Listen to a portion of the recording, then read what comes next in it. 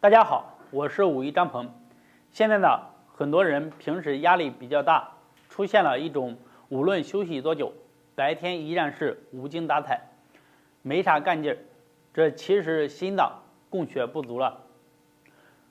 都知道，想要维持身体正常运转，那么体内的供血是十分重要的一个环节。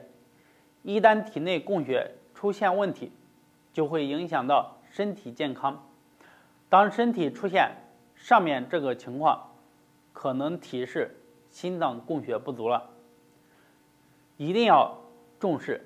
今天为大家分享一下搓上臂，帮助心脏回血的动作。好，下面呢，我为大家示范和讲解，把手臂举起来，先举左手。好，这个呢，从我们的腋窝这里，然后一直向上搓到我们的手腕腕横纹这里，腋窝这里有我们心脏这个极泉穴。好，这样去搓，1、2、3、4、5、6、7、8、9。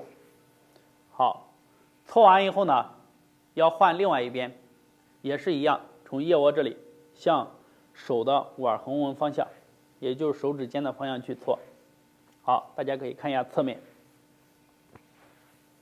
好，这个方法呢非常的好用，改善心脏供血不足的问题。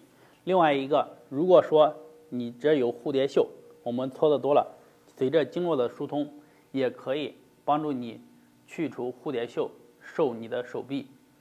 好，这个做多少呢？每边要做100次，这样的话效果才会更好。希望大家出现上面这些问题，还有一些人会有胸闷啊、心慌呀，或者是心悸这些问题。如果你熬夜呢，一定要把这个坏习惯改掉，这样的话才能更好。好，今天就讲到这里。大家如果还有什么问题，可以在下面评论留言。要想学习更多的健康养生的运动或者知识，可以点击上方关注我，谢谢。